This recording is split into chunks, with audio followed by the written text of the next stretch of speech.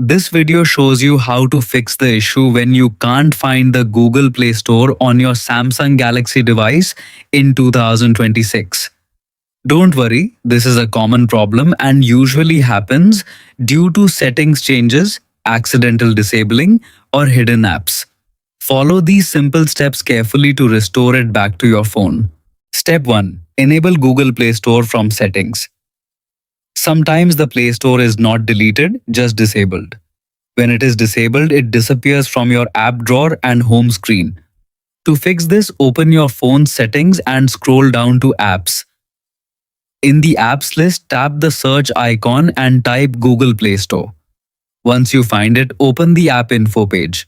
If you see the Enable button, tap it immediately. After enabling, wait a few seconds and go back to your home screen. The Play Store should now reappear normally. This is the most common fix and works on most Samsung devices. Step 2. Check Hidden App Settings. If the Play Store is still missing, it may be hidden from your app drawer.